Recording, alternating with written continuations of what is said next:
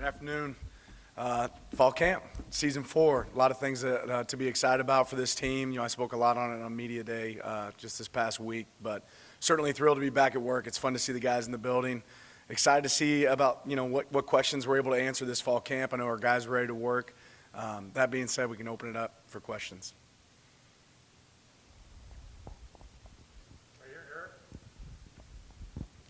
Couple days out, Dan, kind of what are some of your big picture thoughts going into this one and maybe kind of expectations for this group? It never really changes season to season. There's an excitement just because it's a new group. You want to see what they embrace, what they want to attack. I think everyone's day one is always elite. There's always, there might be some mistakes, but they're mistakes that are made at full speed. I know that's going to happen with us. More than anything, I'm just ready to attack it and figure out what we're really great at, what we got to improve at. That's the fun part for me is what problems do we get to solve. Dan, it looked like there's a few over the 105. Just how many DSAs were there and how you went about managing that? Probably won't hop into that. I don't know the exact number for you. All the way in the back right, Aaron? With it being your second year in the Big Ten, you're still having to face a lot of new opponents that this program hasn't really seen in a long time or in the regular season. Just what did you like about the way that your staff approached the preparation for those new opponents, and what are you hoping to kind of bring into, again, this season, going to a lot of new places and hosting some new opponents? Yeah, you talk about what to expect in year 2, and like you said, there's going to be several teams that we didn't play this past year. We got a unbelievable advanced scouting group.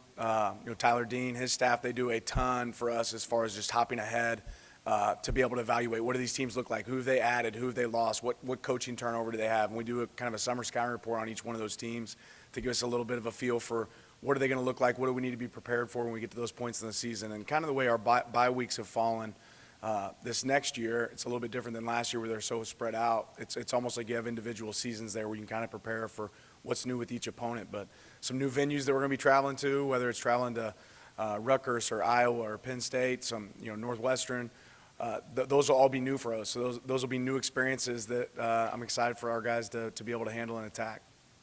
Front of the middle here, Max. Coach, good to see the secondary is a group that a lot of fans are excited about this year. A couple of veteran guys, and Dylan and Jaden, that are coming over, but a lot of young guys are going to probably be called on to step up this year. What do you kind of need to see from some of those young guys to ultimately be confident and putting them out there? Yeah, we feel like there's a level of play, right, that you're either above the line or really below the line. As many guys as we can find that can do that, we want to find roles for them, right? And that it's going to look different week 1 than it'll look week 6, right? There were guys that were involved for us at the end of the season. Kingston Lopez is a great example. Is a guy that learned throughout the year and then was able to have a big role for us in the Big Ten championship this past season. So it'll change over time, but ultimately, this group looks a lot like you want it to look as far as size, speed, athleticism. It's our job now to get them caught up to where they can execute at a high level. Right here on the right, Olivia. Lots of roster turnover this year, and a lot of younger players or less experienced players stepping into larger roles. What are the advantages of having those players on the field who might not have as much on tape for other programs in the conference to see?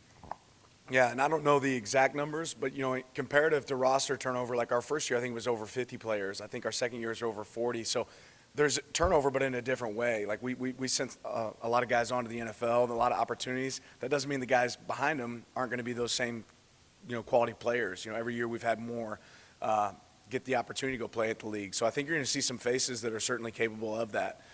But it starts at what they do at Oregon. So that's part of what we got to figure out, right? There's some turnover, there's some new learning. Maybe you peel back a little bit less on the install, but you're also afforded so much time in the summer and the spring to really get a jump on what you want to be able to accomplish and what you want to be able to learn. So our guys, we have a big volume. We have a lot of stuff on offense, a lot of stuff on defense, special teams that we're going to be able to incorporate this year, and it's about what they can handle and getting them ready for those moments.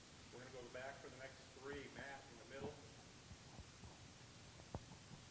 Kind of touching on that, you recently talked about the confidence in a lot of guys that are going to be playing for their first opportunity for the public to kind of see them. Where does that confidence come from? Where do you feel like this team's still going to be where they were last year, but with new faces?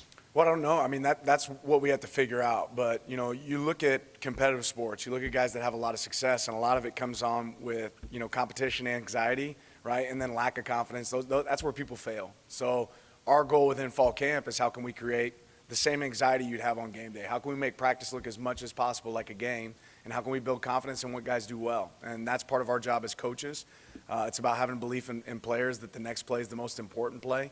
And our guys, you know, when they get their fuel from internally, intrinsically, rather than externally, I think that's when they perform their best. So that's really the goal this fall. Go Brett here, to the left. Coach, you talked a lot about, obviously, the goals. I'm just wondering, year over year, how much are the goals of this program under your leadership stay the same, and how do you maybe add new goals to kind of change with the flavor and keep things kind of progressing and moving along each year that you're a head coach here within this program? Well, I think everything in football is about learning different ways to say the same thing over and over again, right, to make sure that it's interesting and exciting for your team. Ultimately, winning football is winning football. That's been really consistent. What's the new run scheme in the league that we haven't seen? That's what's different, right? So you have to be great at stopping the run and great at running the ball, right? We know that. So that's the goal that stays the same, right? We want to be able to be a team that can rush consistently for over 5 yards per carry. We want to be a team on defense that can hold people under 3.3 yards per rush, right? So that stays the same. What's going to change is how do you do it? So I think the goals, you know, they're consistently the same. There's some of those goals that we've hit in the past and some that we hadn't, but that tells you quickly, okay, this is an area that we want to attack. This is something we got to do better this season. So ultimately, a lot of it's the same. The process of getting there might be a little bit different, but the process in itself is also the same. Far left, back. Your first year out, you win the Big Ten. How do you top that, and what's a successful season in your eyes this year? I get asked that question every year, and for me, it's always the same. You know, what's the best version of us? You know, if we're playing our best football, if we're being the best that we can possibly be, then that's something I'm excited about, and the results kind of take care of themselves. What's our goal? I mean, we have high standards. We came here to win championships. Obviously, we got an opportunity to taste that last year with the Big Ten championship. You know, we want to win them all, not just some of them, right? But that's also not football. That's not very common. It's hard to do. So biggest goal is to be uncommon, right? To do things that other people can't do, and we have to figure out who we are to get there. Right here, back row, left side. Obviously, the first couple games last year, you guys were winning, but you may not have looked the way you wanted to, and then you were able to make those early adjustments to go on to have the perfect season.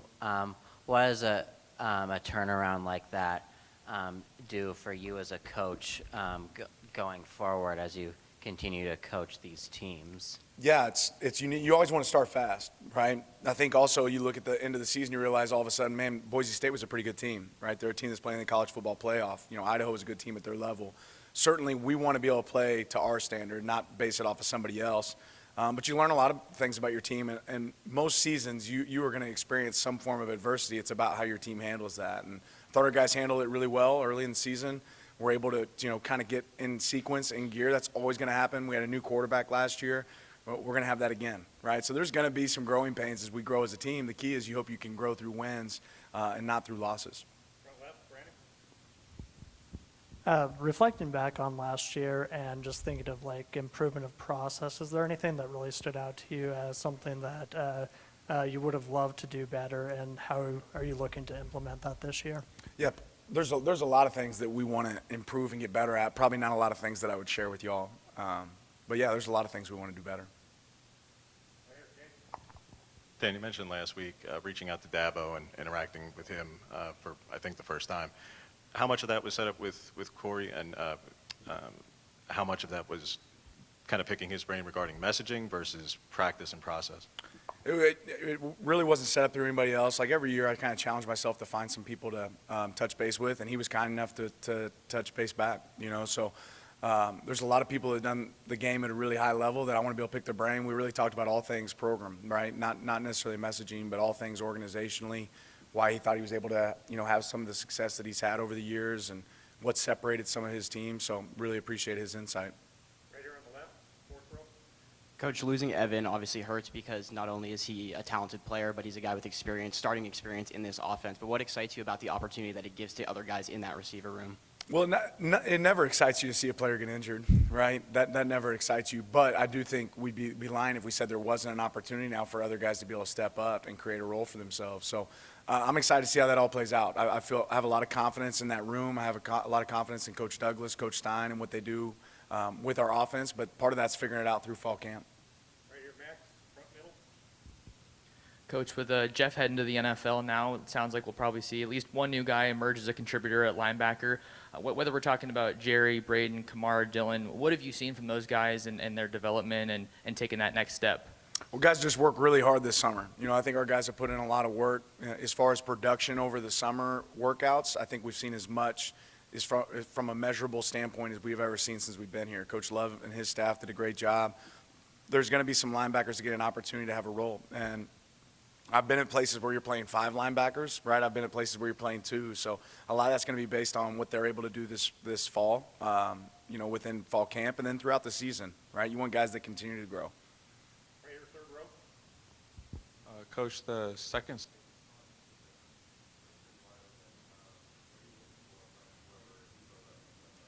Yeah, I would just say every position on our team is open, right? And what I'm looking for is who performs the best. And then if you have 4 guys that can perform at a level that's worth, performing at, a winning level, that they do it a great job, the people around them play better, then that's going to create an opportunity for them.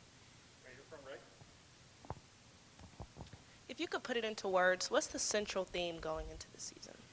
I kind of said it the other day, but double down, right? And that can't be misconstrued with the difference of growth, because growth is really important. But you look at our team over time and you say, man, this process has worked, right? We've gotten better every single year. We've won more games. We've played competitive football at a really high level. So the process works. How can we do the process better than anybody else? The pieces that'll change within that process is, about us as coaches and us as players figuring out what we do best and what's going to be really tough on our opponents.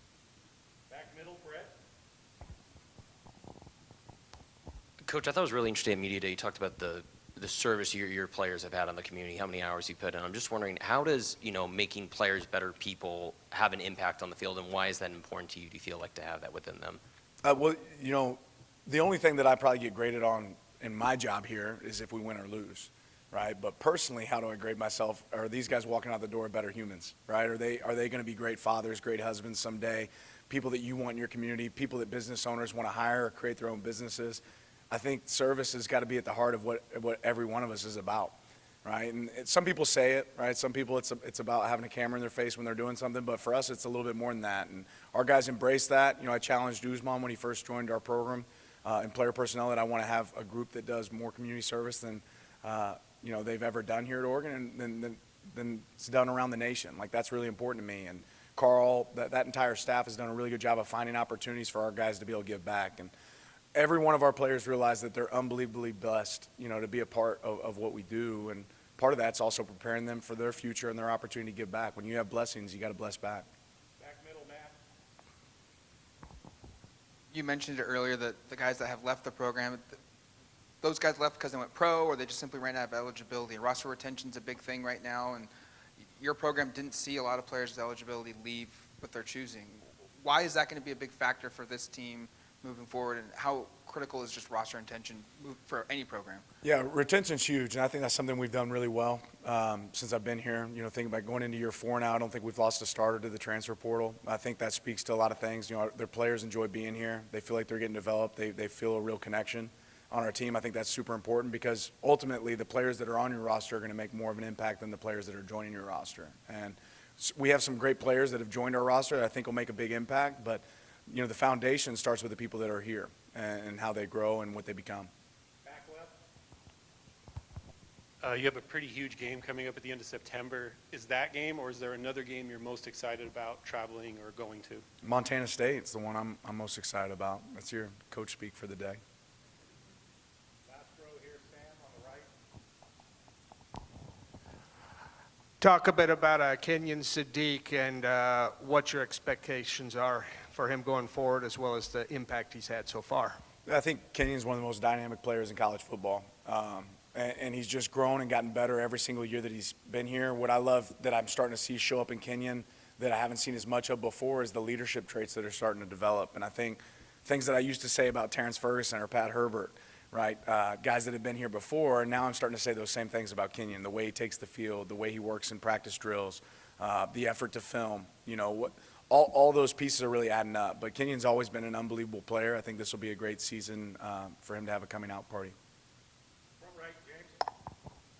Dan, there seems to be a real divide in terms of perception and reality with Bear, nationally speaking, about the transfers going back to his high school era, about work ethic, Some would say he quit on SC last season. Yet all of his former SC teammates, including those in the league, rave about him, talk about how smart he is and how hard he works. Lincoln raved about him. If a guy quit on a team, that wouldn't be the case. They wouldn't the former teammates, coaches wouldn't respect it. When you see it every day, when your relationship goes back with him as many years as you do, what is it that the nation isn't seeing from this young man that earns that respect, even if it hasn't worked out at a couple of spots? Well, Bear's worked his tail off since he's been here, and I think he understands the perception that's out there. And like you said, perception isn't always reality. He puts in more time when it comes to film study, when it comes to extra work, than almost anybody in our program. And I think that speaks to his commitment. I also think he realized, hey, this is an opportunity for me to really set the stage for what am I going to be defined as moving forward. And he realizes, everybody wants individual success, but I think Bear's one of those guys that realizes that comes through team success. He's a guy that understands what standard looks like. And there was some in between there for him, but I think he felt really comfortable coming here, knowing that what it was like at Georgia and how could he recreate some of that experience coming to a place like Oregon. The relationship there certainly mattered. I'm excited to see what Bear does. He's worked his tail off since he's been here. He's been a pleasure to coach. He's going to have some up and down moments like every player in our program will when they get here. But so far, I'm really pleased with what I've seen from Bear. I'm excited to see what he's able to do out there on the field for us this year. Dan, we know you're a defensive guy, obviously, but as a head coach, you have to have some sort of a role with the offense as well. How do you kind of like to attack that and leave your mark on the offensive side of the ball? Well, I think there's certain standards you talk about, like the identity of a program. And what's important to me is we have an identity, right? And regardless of who our offensive coordinator has been, Will's done an unbelievable job now going into year 3. The offensive staff, like you talk about continuity, we have a lot of that right now across the board with our staff.